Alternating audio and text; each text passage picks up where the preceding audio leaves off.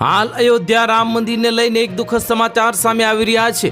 અયોધ્યાના રામ મંદિરમાં કરોડો રૂપિયાની ચોરીનો વિવાદ સામે આવ્યો છે, જેને પગલે આ મામલે એસઆઈટી દ્વારા તપાસ શરૂ કરી દેવામાં આવી છે। મંદિરમાં જે દાન આવે છે તેની ગણતરી કરનારા આશરે 43 જેટલા કર્મચારીઓની એસઆઈટીની ટીમ દ્વારા પૂછપરછ કરવામાં આવી શકે છે, કેમ કે ચોરી મુખ્યત્વે દાન પેટીમાં આવેલા દાનમાંથી જ કરવામાં આવી હોવાના અહેવાલો સામે આવી રહ્યા છે।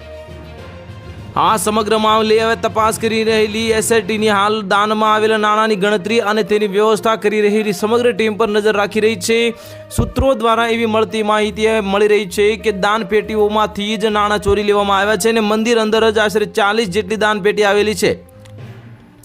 અગાઉ જ્યારે હવે આ મંદિર ખોલવામાં આવ્યું ત્યારે આ પેટીની સંખ્યા 10 હતી, તેમાં બાદમાં વધારો થઈ ગયો હતો અને એવા અહેવાલ છે કે અત્યાર સુધીમાં પૂછપરછ દરમિયાન 5 કર્મચારીઓ પાસેથી 2 કરોડ રૂપિયા પરત મેળવી લેવાયા છે।